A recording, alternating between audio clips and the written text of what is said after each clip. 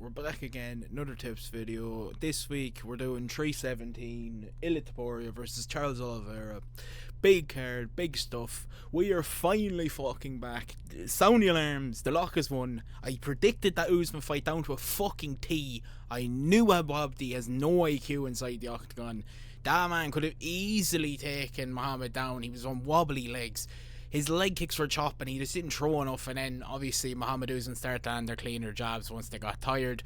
Honestly, Muhammad would be, I get him out of the octagon already, I'd release him. He has now lost 2 fights in everyone's eyes. He's fucking shite. But anyways, look, I'm not going to waste too much time, not going to talk too much shit. Let's just get down to the lock. Oh my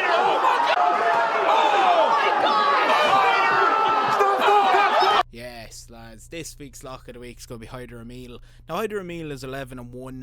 And I don't, or sorry, 11-0. Sorry, he still has an O to his name. I don't know where these odds have come from at 13-10. The Hurricane is currently on a 3-0 winning streak. He's taking out Franny Garcia, Joe Young Lee, and William Gomez in a close decision. Finished Lee in the first round and finished Frank Garcia standing. He has not lost a fight. He's fought in Bellator, he's fought in LFA, he's won off the Contender Series. His opponent is Jose Delago, and I get Jose Delago stepped in 11 days notice on the Contender Series, finished Conor Matthews. Looks good, he does look like a good prospect, but I do believe the whole hype and prospects of a lot of people inside MMA is getting fucking extortionate at this point. You'll see it further on in this video, but where and why has this kind of happened is a good question. Jose Delago has fought in almost, like he's fought in UFL, Tough Enough, or UFL, may I say, LFA. Obviously took out Yordi Rodriguez and took out Conor Matthews, both on the Contender Series, and came in to the UFC and took out Conor Matthews. Look, I would say Conor Matthews is a good win, but he's on a 3-fight losing streak. He's been finished in all 3 of those losses. Dennis Bazookia finished him. He took out someone called, he took out Arnie Jarez on the Contender Series in 2 weeks notice, as I said. I don't think Delago has fought exactly great competition. He has fast hands and he does hold power, but so does Hyder Emil, and I think Hyder Emil is the way better grappling between the two of them. I think this could be a firefight, round 1 finish.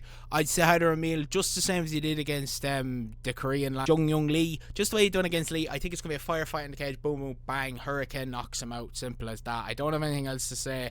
I don't think this goes to decision. This will have a finish 100%. No distance guaranteed. But anyways, look, we'll go down to the favourites. Right, so this is going to be the Aka this week. We're going to start with Brandon Royval.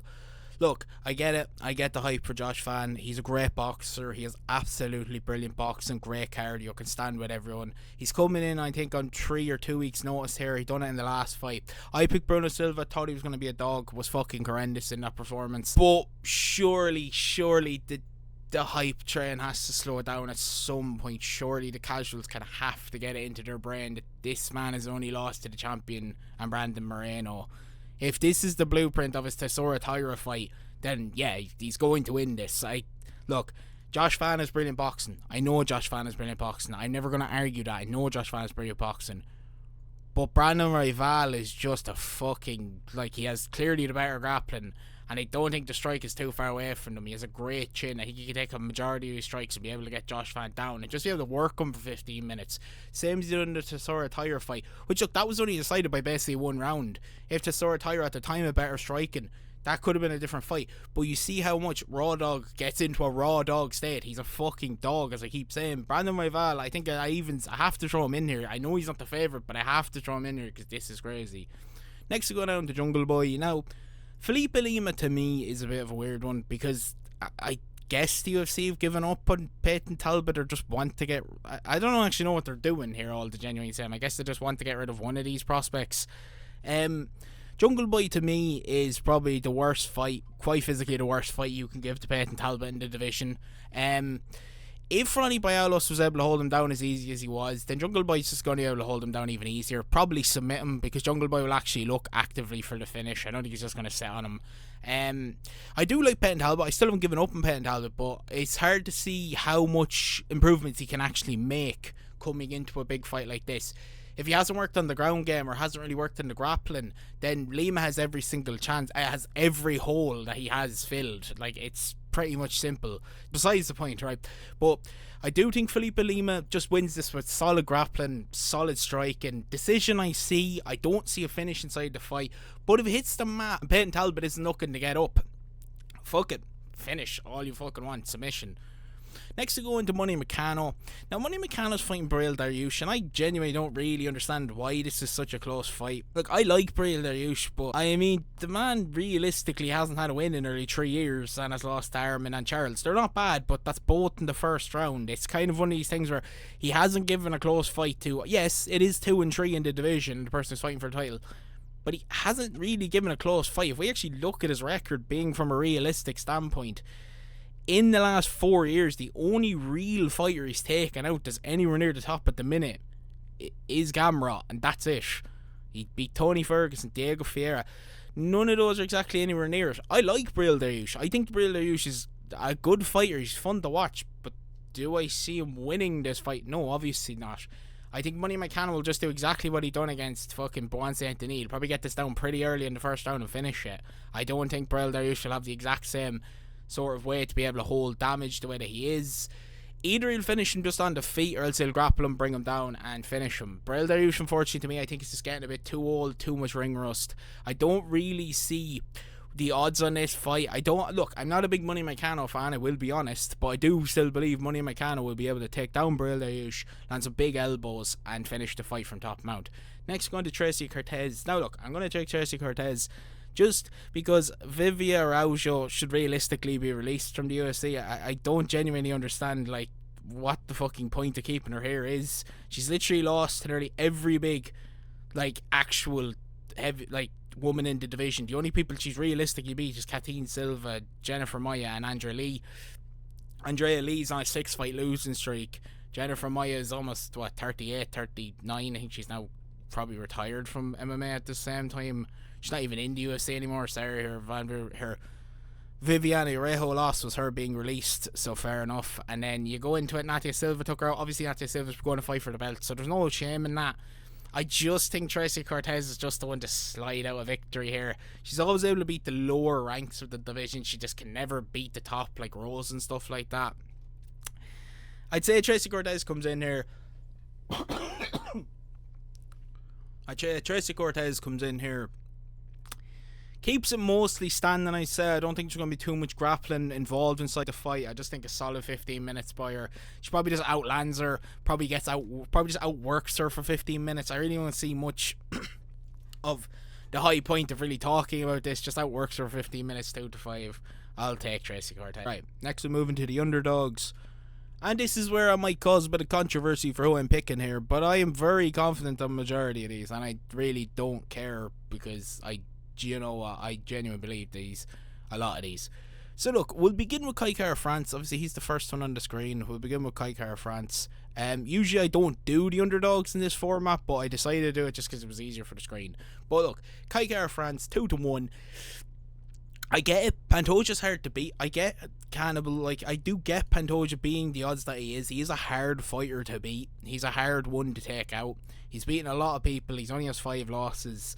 He basically hasn't lost since 2021. And this is kind of where you wonder, is there someone to take him out? Kai Astakora, obviously, submitted him very easily. I think he lost the Steve Ercek fight. If we're going to be honest, I think he lost the Steve Ercek fight. Just the win I'm looking at is Kai Kara France. He's coming in at 125 and he has monster power for this division. I understand he's lost a few fights because he does have a bit of negative IQ when it gets to certain spots, but I do think that he will be able to fend away a lot of the takedowns with body shots and his striking. I do think the striking is going to play a great key part to this fight. I think that he's going to be able to keep Pantoja on the back foot. I don't think Pantoja is going to be able to push forward like he does in the majority of fights. I do think Kai Kara France will be able to land some big shots, get him rocked, get him a bit wobbled, then be able to start landing body shots to keep it up. It going into championship rounds is hard to know, but I'm still going to say that Kai Kara France takes this on decision. I think he might win a 3-2.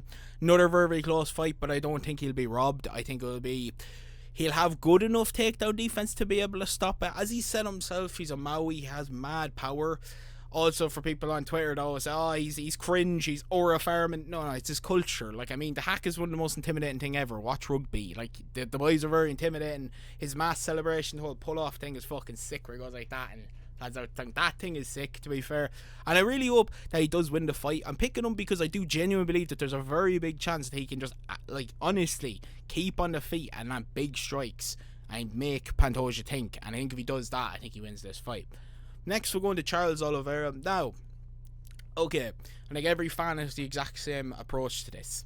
You use the head, not the heart. The heart wants Charles, head's thinking Ilya. But I have to be realistic with this as well. Ilya has struggled in a lot of fights against taller people. And you have to be honest, Volk and Max are about 36 and 33. They're old. They're kind of probably not going to be able to take the shots that Ilya has. He has crazy power. Ilya has massive power. It also was very late into the fight too. Round 3, round 2. You know, Josh Emmett took a massive amount of damage. I think that fight was 50-44 or 43. It was one of like the biggest scorecards. Of course, he submitted Bryce Mitchell. The Jai Herbert fight's an interesting one to me because Jai Herbert knocked him down with a head kick and basically did have him rocked in a bad spot. I'm not saying that Charles is going to be able to head kick him, but I don't know about Ilya really being able to translate that stuff into 5 rounds of him going up 10 pounds. He's taken the time off. This isn't a McGregor thing where he's jumped in at 6 months. But Charles is a hard test. Like, if you're jumping in against Charles, maybe you're not fully ready. Maybe the power won't translate. I'm not sure, to be genuinely honest, because this is a hard one to really say. Charles is a hard man to put away. Of course, he got submitted by Islam, but Ilya to be so confident about dropping to the ground with someone with 20 submissions inside the UFC is a very strange one to me. I understand he's 16-0, he's the El Matador, but I'm still going to think Charles can do this. I still believe Charles has it in him. I do think that this will be a very, very close fight. I do think decision Charles Oliveira wins it. I think Charles is able to keep this maybe not out of danger. I still think he's going to get hit with some big power from Ilya, but I'm just not sure it's going to have the same effect. I'm not sure it's going to carry. I'm not really sure how it's going to kind of translate. I think that Charles is going to be able to walk through the fire, going to be able to take the shots, going to be able to get him down, and going to be able to kind of dominate and control a tiny little bit more. But next we go into Jack Hermansson. Now I have to pick the Joker here. Gregory Rodriguez, Robocop. I like Robocop, but he has a few strange losses, like, you know, Bruno Ferreira, Armin Petruzzi, Jared Cannonier in the 4th round finished him. And Jack Hermansson's a weird one, because look, he doesn't always fight wherever he's from, the Scandinavian place of Sweden, Norway, whichever one the fuck he represents. I don't actually know. All the same, because he's born in Sweden, but then sometimes fighting out of Oslo. So look, the Joker is a weird one to me because he doesn't always fight. He usually doesn't fight for about a year. You remember him, he comes back and he always does something big. And look, to this time, I believe that Robocop is going to just try and do the same thing that he always does. Just try to walk forward, hands down, like Robocop, trying to throw power. If he tries something like that with Jack Hermansson will have the massive wrestling advantage, and he can always work a good 15 minutes. I just think Jack Hermansson's not worksome here. I think Jack Hermansson dodges the big strikes, gets him down, kind of just controls him. Not a very interesting fight I'm going to expect here, but I am expecting Jack Hermansson to be able to just control it for 15 minutes, take the fight, have it against the cage, have the grappling really anywhere he wants to go, and that's it. I just see him winning by grappling. Right, next we'll go into the Yaka. Right, so that is the Yaka right there. You throw in Brandon Royval, obviously Lima. You throw in Money Meccano and Tracy Cortez. 10 on, gets 82 back. I'm quite confident on this Yaka. I assume some of them have dropped an odd, so is Harder Emil, because I have lost a bit of money. Here's my Harder Emil bet. Because some people, I think, genuinely believe I don't put on these bets, that I don't actually back the stuff I say, which would be very, very strange. But that's it. But anyways, if you did enjoy the video, please hit the like button or hit subscribe button. I will be back again to keep doing these. I might do a live reaction to this card. I'll see how the Saturday night goes for me. Could be extremely drunk. We will see. But anyways, if you did enjoy the video, please hit the like button or hit subscribe button. I'll see you next one. Peace.